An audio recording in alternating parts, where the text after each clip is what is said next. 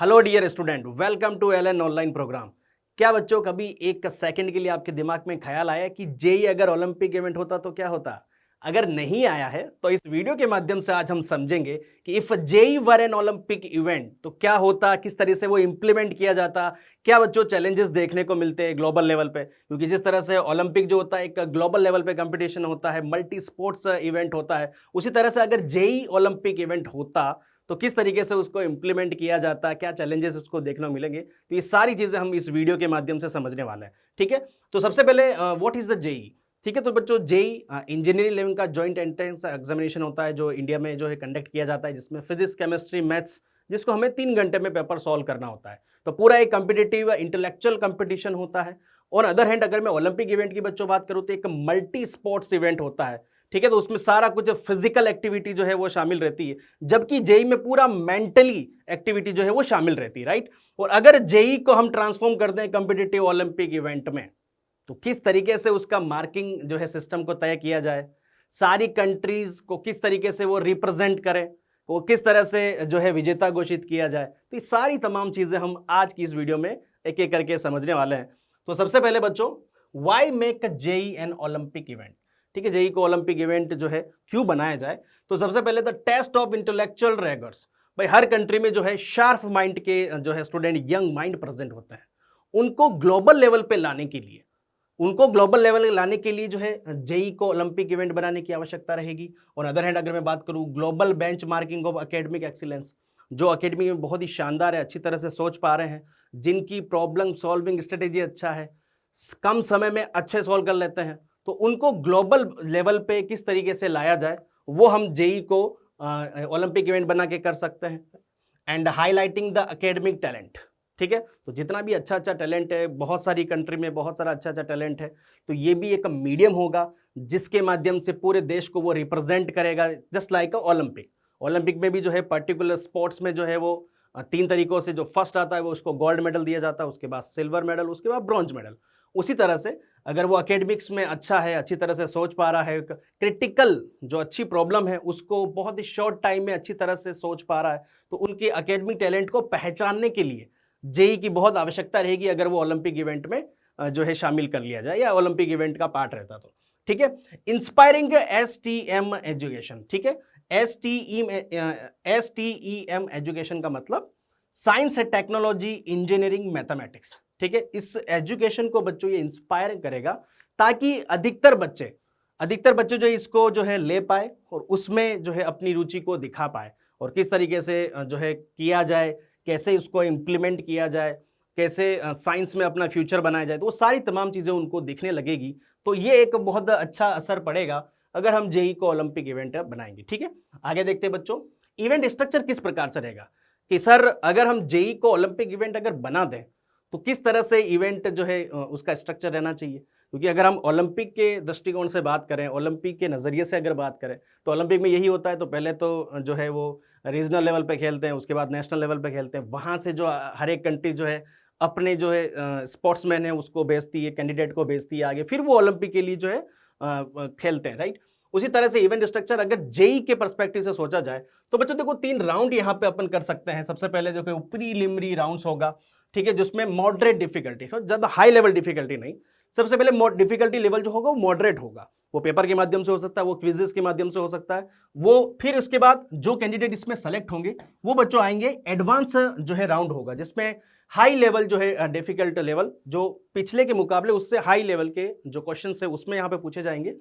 और यहां से सेलेक्ट होने के बाद फिर वो एंटर करेगा फाइनल राउंड की ओर, जिसमें चैलेंजिंग और इनोवेटिव प्रॉब्लम्स के हाई लेवल के बाद भी चैलेंजिंग होगी और इनोवेटिव जो प्रॉब्लम्स होगी वो उसमें पूछी जाएगी।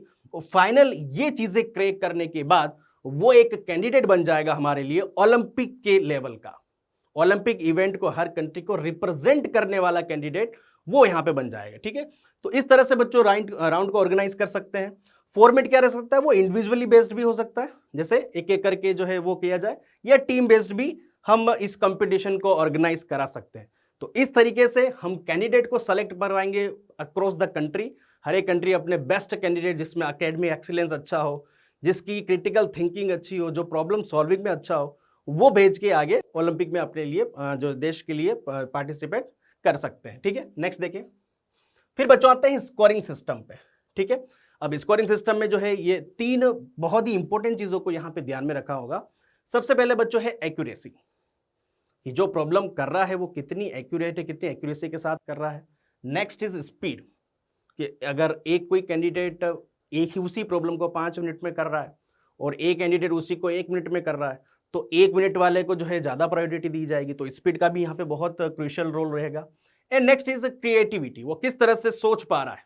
कभी कभी ऐसी भी होती है कि बहुत ही हार्ड लेवल की प्रॉब्लम, बहुत ही चैलेंजिंग प्रॉब्लम अधिकतर बच्चे जो हैं वो बहुत ही मिनी सेकंड्स या 10-20 सेकंड में ही सॉल्व कर लेते हैं, तो ऐसे बच्चों को प्रायोरिटी दी जाएगी ताकि वो ओलंपिक लेवल के लिए अपनी कंट्री का नाम अच्छी तरह से रोशन कर सके। ठीक है, नेक्स्ट देखिए बच्चों, देन प्रिपरेशन ट्रेनिंग, कि सर आपने सेलेक्ट तो कर दिया, सारा कुछ हो गया, अब उनकी प्रिपरेशन कराएं, फिर अपन ट्रेनिंग कराएंगे। ठीक है, वो किस तरह से होगी, नेशनल लेवल के क्वालिफायर्स। कि सर प्रिपरेशन ट्रेनिंग में क्या होगा, नेशनल लेवल पे जो भी तैयार होंगे क्वालिफायर्स जो होंगे उनके लिए ट्रेनिंग कैंप्स जो है वो ऑर्गेनाइज किए जाएंगे सेलेक्टेड कैंडिडेट के लिए, और उनकी स्पीड, एक्यूरेसी और मेंटल स्टेमिना पे फोकस कराया जाएगा। तो सबसे जो इंपॉर्टेंट बात इसमें रहने वाली कि अगर जेई को हम ओलंपिक इवेंट बना रहे हैं तो उसके लिए सबसे पहले मेंटल हेल्थ का जो अच्छा होना वो बहुत ही आवश्यक है, क्योंकि सारा खेल जो है वो मेंटल जो है स्टेमिना का ही है।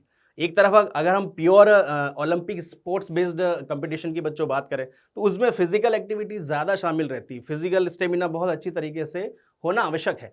लेकिन अगर हम जेई के पर्सपेक्टिव से बात करें कि जेई अगर ओलंपिक इवेंट हो जाए तो उसमें मेंटल स्टेमिना का अच्छा होना बहुत ही यहाँ पे ज़रूरी हो जाएगा। ठीक है, तो इस तरीके से हम प्रिपरेशन कराएंगे, उनकी ट्रेनिंग कराएंगे। नेक्स्ट देखें बच्चों, स्पेक्टेटर एक्सपीरियंस किस तरह से होगा, कि सर अधिकतर जो खेल होते हैं जैसे फुटबॉल का खेल हुआ, अगर मैं ओलंपिक की बात करूं, फुटबॉल का खेल चलता है, हॉकी का खेल चलता है, तो एक आप सोच के देखिए कि कोई अगर व्यूअर जो दर्शक है वो अपने घर पे बैठा है, सारा तो लाइव वहाँ पे देख नहीं पाएगा वहाँ पे जाके, लेकिन वो टीवी के माध्यम से अगर देख रहा है तो आप सोच के देखिए अगर वो कमेंटेटर नहीं हो, सिंपली उस स्पोर्ट्स को देखे तो कितना बोरिंग सा हो जाएगा वो। ठीक है, तो उसी तरह से उनका एक्सपीरियंस किस तरह से आए, लाइव कमेंट्री के थ्रू। अगर जेई को हम ओलंपिक इवेंट बना लेते हैं तो लाइव कमेंट्री करें, कि इस तरह से करें कि जो है दर्शकों को बहुत अच्छी तरह से लगे। नेक्स्ट इज एक इंटरेक्टिव ऐप के माध्यम से भी हम कर सकते हैं कि जिन ऐप के थ्रू वो दिख रहे हैं, जैसे कि हम हॉटस्टार पे क्रिकेट को देखते हैं, अब हॉटस्टार में देखते हैं, जियो पे बच्चों देखते हैं, जियो पे हम क्रिकेट को देखते हैं, वहाँ पे अब जैसे लेटेस्ट में आईपीएल की बात करूँ तो आईपीएल में अपने जियो में ऐप में देखा है तो वहाँ पे हर तरह के व्यू मौजूद है, टॉप व्यू, साइड व्यू, जो स्टम्प व्यू क्या है, एम्पायर व्यू क्या है, तो एक तरह से इंटरेक्टिव जो है पूरा एक्सपीरियंस वहाँ पे मिलता है। तो इन माध्यम के थ्रू हम जेई को भी एक अच्छी तरह से यूजर फ्रेंडली बना सकते हैं दर्शकों के लिए, जिससे अच्छा लगे वैसा यहाँ पे कर सकते हैं।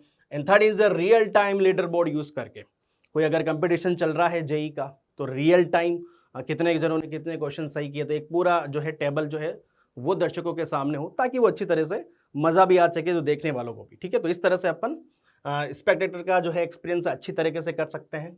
Next is impact of JEE as an Olympic event. ठीक है, जेई को बच्चों अगर हमें ओलंपिक इवेंट बना दिया जाए तो उसका इम्पैक्ट क्या रहने वाला है। तो सबसे पहले जैसा कि मैंने बोला कि ग्लोबल एसटीएम कॉम्पिटिटिवनेस जो है वो बढ़ जाएगी। एसटीईएम एजुकेशन का मतलब यहाँ पे क्या होने वाला है, साइंस, टेक्नोलॉजी, इंजीनियरिंग, मैथमेटिक्स। ठीक है, तो इस फील्ड में अधिकतर बच्चे अपना फ्यूचर देखने लगेंगे, एक उनको मौका मिलेगा, और जो ओलंपियाड्स होते हैं, काफ़ी सारी चीज़ें होती हैं, उनको एक ग्लोबल पोजीशन मिलेगी, ग्लोबल लेवल तक यहाँ पे जो है अधिकतर बच्चे पार्टिसिपेंट करेंगे, ये एक इम्पैक्ट रहने वाला है। उसके बाद बच्चों कल्चरल जो है वो शिफ्ट देखने को मिलेगा, एक इंस्पिरेशन जो है वो देखने को मिलेगी, यंग माइंड्स होंगे उनको इंस्पायर करेगा कि वो भी इसमें आए और पार्टिसिपेट करें।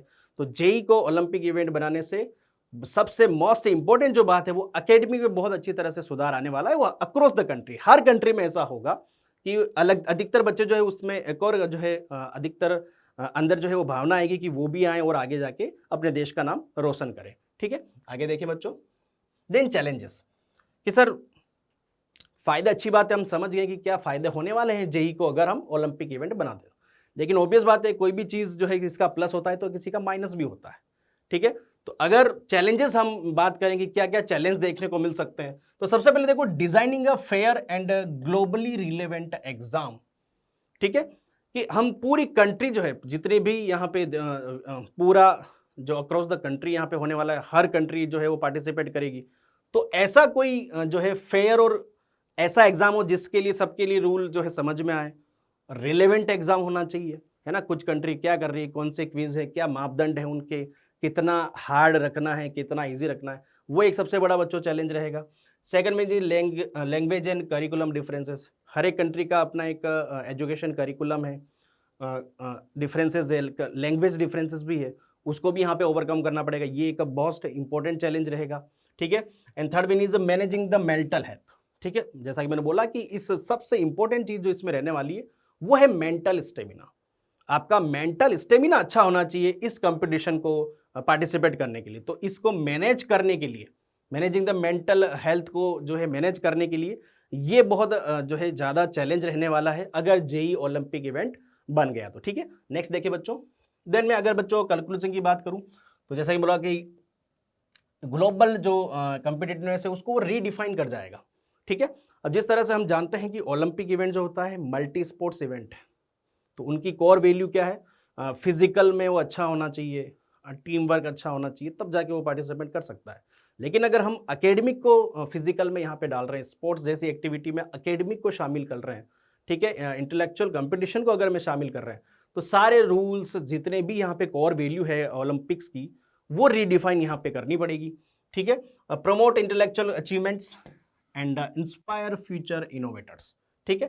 तो जो भी इंटेलेक्चुअल अचीवमेंट्स होगी, जो अच्छा सॉल्व क्रिटिकल थिंकिंग रखता हो, अच्छा सोच हो, जिसका माइंड शार्प हो, यंग माइंड हो, जो बहुत बेहतरीन ढंग से कॉम्प्लेक्स प्रॉब्लम को बहुत ईजीएस्ट वे से सॉल्व कर सकता है, उन लोगों को वो आगे करेगा, उनको प्रमोट करेगा और इंस्पायर करेगा आने वाले फ्यूचर जनरेशन जितने भी हैं कि वो भी आए और अपना कंट्री का नाम रोशन करे, राइट, ठीक है।